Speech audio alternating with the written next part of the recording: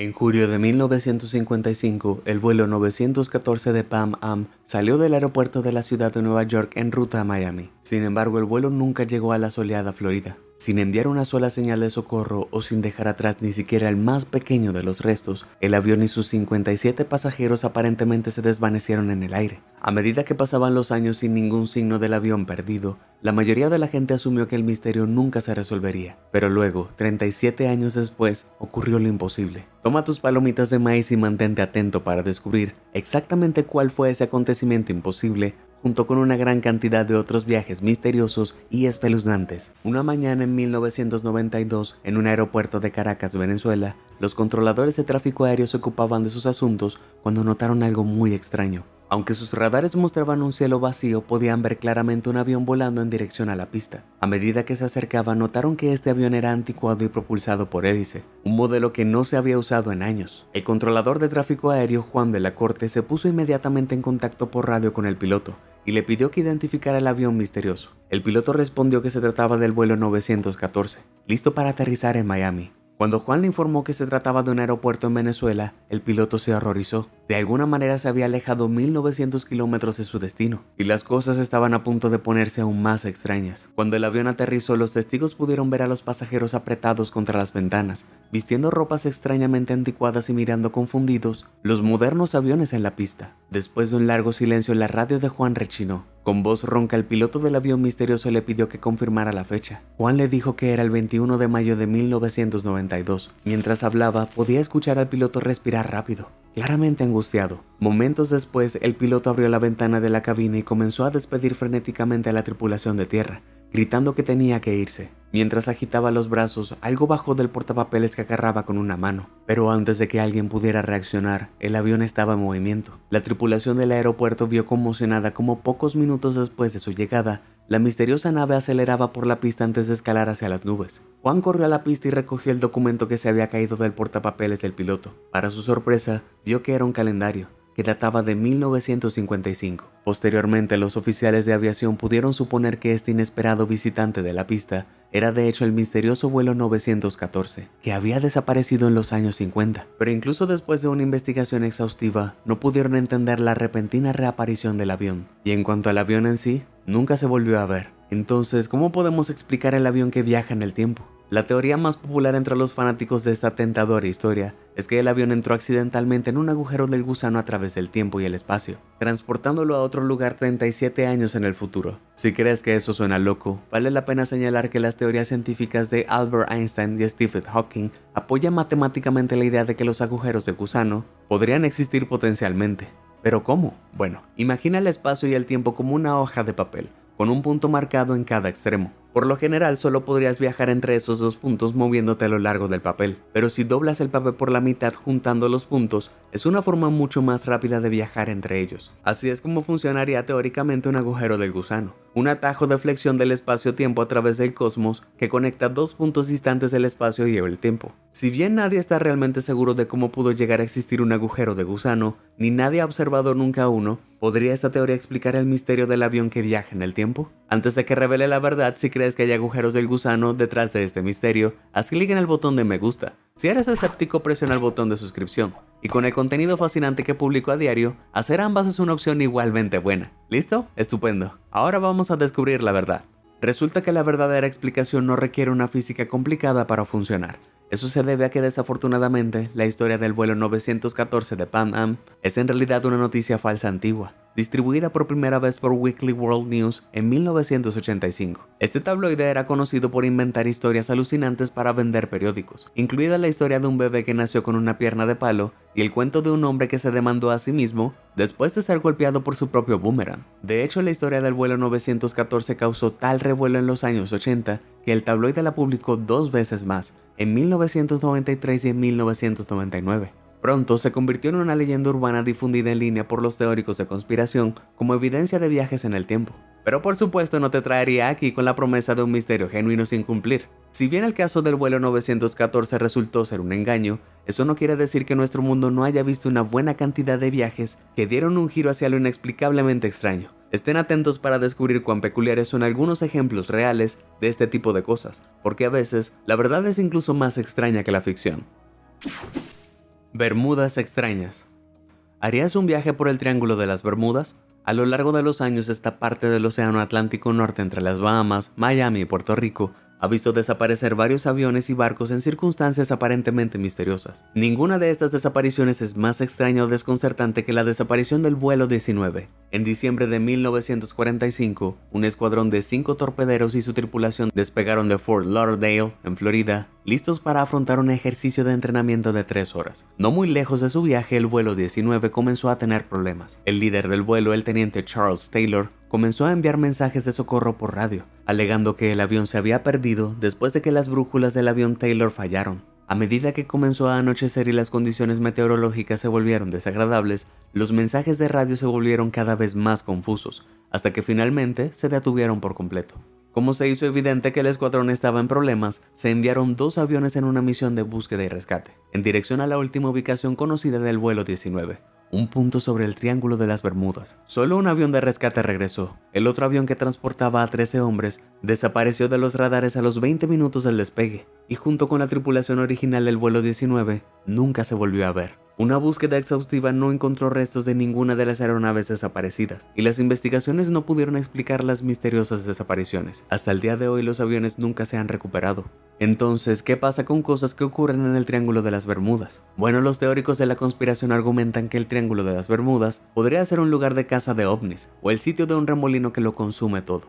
Incluso existe la teoría de que la tecnología antigua de la ciudad perdida de Atlantis codifica el equipo de navegación de los vehículos de la zona. Por otro lado, más racional, en el caso del vuelo 19, es posible que los aviones realmente perdieran el rumbo después de que las brújulas de su líder fallaron, lo que los llevó a todos a quedarse sin gasolina y estrellarse contra el océano. Después de todo, las brújulas en la década de 1940 no eran invulnerables a errores, especialmente considerando los importantes campos electromagnéticos que pueden acumularse alrededor de los aviones en un clima tormentoso. Algunos teorizan que, en la poca visibilidad, Taylor pudo haber confundido las Islas Bahama con los Cayos de Florida, lo que hizo que accidentalmente dirigiera el vuelo más hacia el mar en lugar de regresar a tierra. Y en cuanto a la misión de rescate, los 3 aviones eran Martin PVM Mariners, que tenían una conocida tendencia a acumular vapores de combustible inflamable. Un barco petrolero cercano informó haber visto llamas cerca del lugar donde el avión de rescate desapareció de los radares, lo que sugiere que pudo haber explotado debido a acumulaciones de vapor inflamable. También los científicos han discutido durante mucho tiempo la idea de que el Triángulo de las Bermudas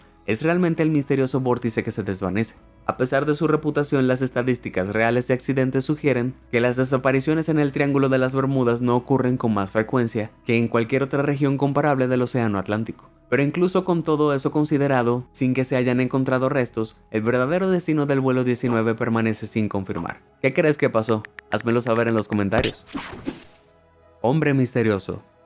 Damas y caballeros, abróchense sus cinturones de seguridad y prepárense para escuchar sobre uno de los casos sin resolver más desconcertantes en la historia del FBI. En noviembre de 1971, un hombre de unos 40 años abordó un avión que viajaba de Portland, Oregon a Seattle, Washington. Dijo su nombre como Dan Cooper, tomó asiento y pidió un whisky bourbon con soda. Poco después del despegue, informó a la azafata que tenía una bomba en su maletín, abriendo el estuche para revelar cables rojos, cilindros y baterías enredados para demostrarlo. Dijo que todos estarían a salvo siempre que se cumplieran sus demandas de 4 paracaídas y $200,000 en efectivo. Las autoridades fueron notificadas rápidamente y el FBI se aseguró de que el dinero del rescate y los paracaídas estuvieran listos cuando el avión aterrizó en Seattle. Al aterrizar, Cooper permitió que los 36 pasajeros caminaran libres a cambio del dinero y del equipo. Sin embargo, mantuvo a la tripulación de vuelo a bordo y con calma les dijo que establecieran nuevos rumbos a la Ciudad de México. Una vez que estuvieron de regreso en el aire, Cooper les dijo a la tripulación que esperaran en la cabina.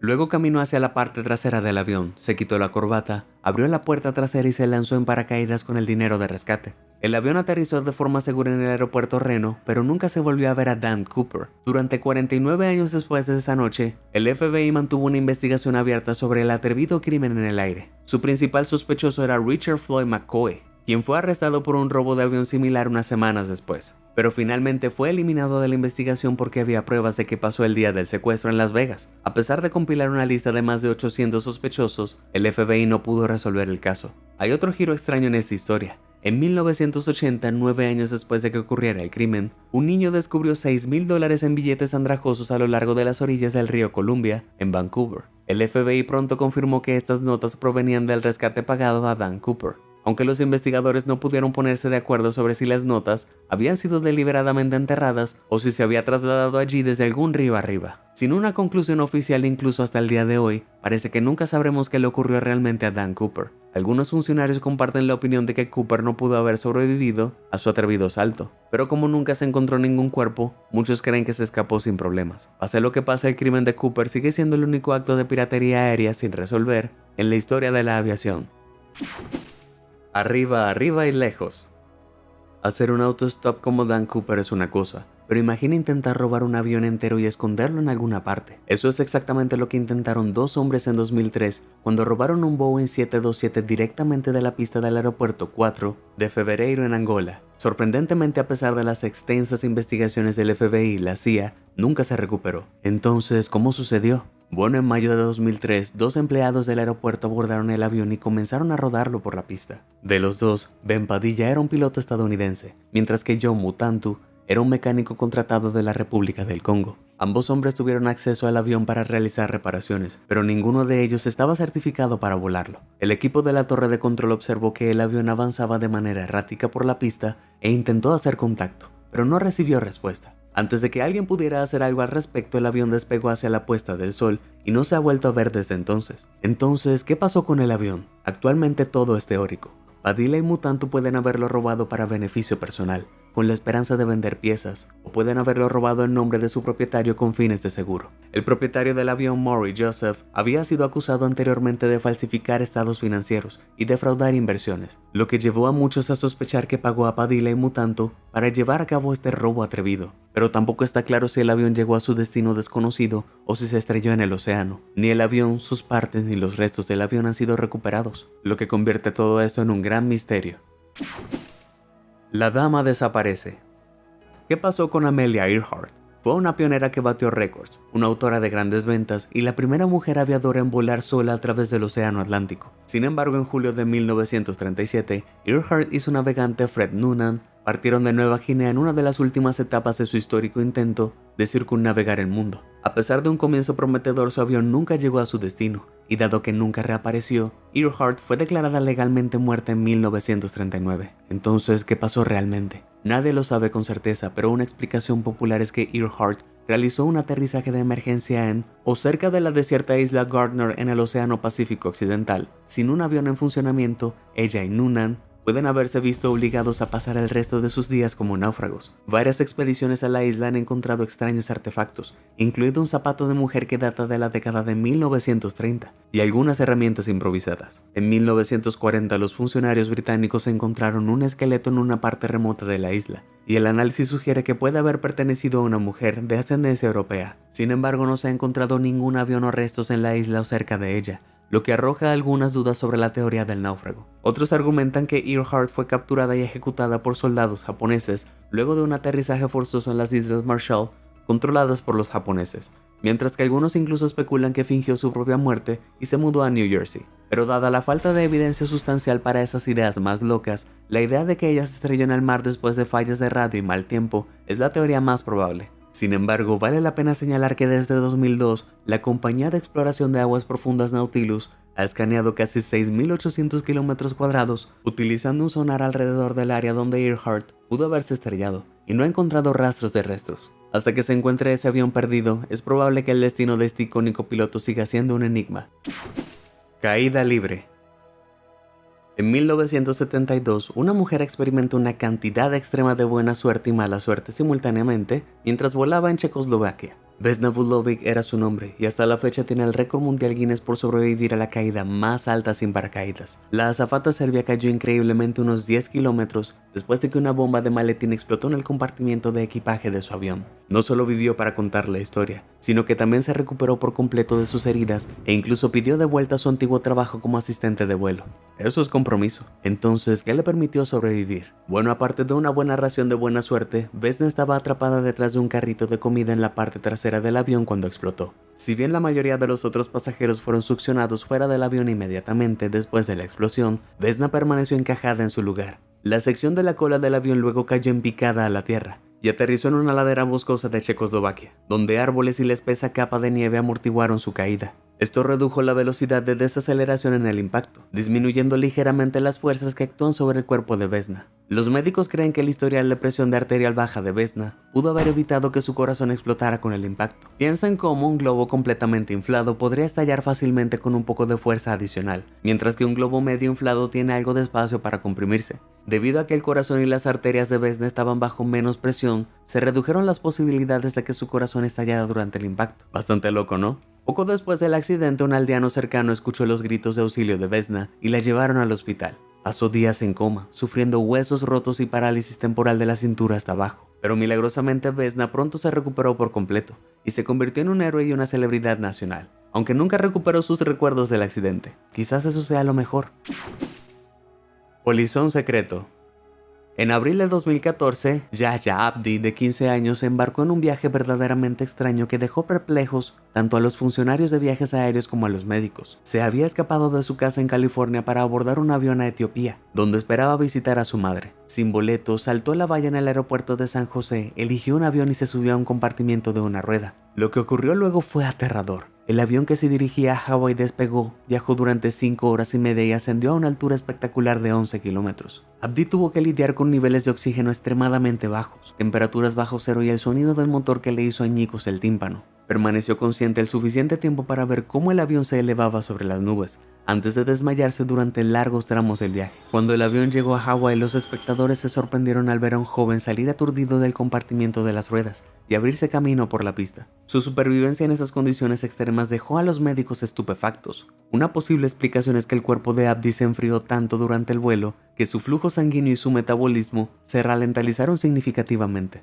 reduciendo la cantidad de oxígeno requerida en sus células. Su cuerpo probablemente comenzó a desacelerar o detener funciones innecesarias, lo que lo hizo desmayarse, pero finalmente lo mantuvo con vida. Ahora, antes de que tengas alguna idea, colarse para viajar en avión no es una excelente manera de ahorrar dinero en tus próximas vacaciones. Los expertos están de acuerdo en que las posibilidades de supervivencia son mínimas, ya que la temperatura en las alturas a las que viajó Yahya pueden descender por debajo de menos 62 grados Celsius, y eso suponiendo que no te aplastará la rueda cuando entró en el avión. A fin de cuentas, creo que es mejor reservar tu asiento. Compañeros misteriosos. Volviendo a los cielos ahora, nos encontramos en el invierno de 1944, cerca del final de la Segunda Guerra Mundial. Alrededor de este tiempo, los pilotos aliados comenzaron a informar de extrañas luces brillantes que seguían a sus aviones. Las luces rojas, naranjas y blancas parecían jugar con los aviones, acercándose y luego girando en el aire a gran velocidad. Los avistamientos fueron tan generalizados que los soldados comenzaron a referirse a ellos como Foo Fighters, un nombre tomado de un popular personaje de dibujos animados llamado Smokey Stover, que usaba la palabra sin sentido Foo como eslogan. Pero considerando los comunes que se volvieron estos avistamientos, parecían ser cualquier cosa menos una tontería. Hay algunas teorías diferentes sobre el origen de estas luces espeluznantes. El autor Renato Vesco afirma que los alemanes habían desarrollado un arma secreta llamada bola de fuego, que voló en el aire y giró como un fuego artificial Catherine Wheel para distraer a los pilotos aliados. Sin embargo, los historiadores han señalado que casi no hay evidencia que respalde esta afirmación. Mientras tanto, algunos teóricos de la conspiración creen que los Foo Fighters podrían haber sido ovnis, tal vez comprobando la última tecnología militar de la humanidad en acción. Por supuesto, si crees o no en la teoría, realmente depende de tu postura sobre los aliens. Sin embargo, una explicación más aceptable implica un fenómeno meteorológico conocido como fuego de San Telmo, y es posiblemente igual de fascinante. Este fenómeno hace que aparezcan ráfagas de luz fluorescentes alrededor de objetos puntiagudos durante tormentas. El fuego es en realidad una forma de plasma luminoso, que se genera cuando hay un gran campo eléctrico en el aire, a menudo durante tormentas eléctricas. Esto se observa porque brota de las alas o el morro de un avión, lo que podría explicar algunos avistamientos de estos extraños y brillantes Foo Fighters. Sin embargo, teniendo en cuenta que muchos de los informes describían esto como orbes flotantes de color rojo y naranja, no todos se ajustan al fuego de San Telmo, ya que se parece más a un rayo púrpura. Algunos han apuntado a los relámpagos en forma de bola, un fenómeno reportado que aún no ha sido probado definitivamente por la ciencia, donde los rayos toman una forma esférica flotante. Esto sin duda encajaría en el proyecto, pero hasta que determinemos adecuadamente si el rayo en forma de bola es un fenómeno real y aprendamos a estudiarlo, parece que una explicación satisfactoria permanecerá flotando fuera de nuestro alcance.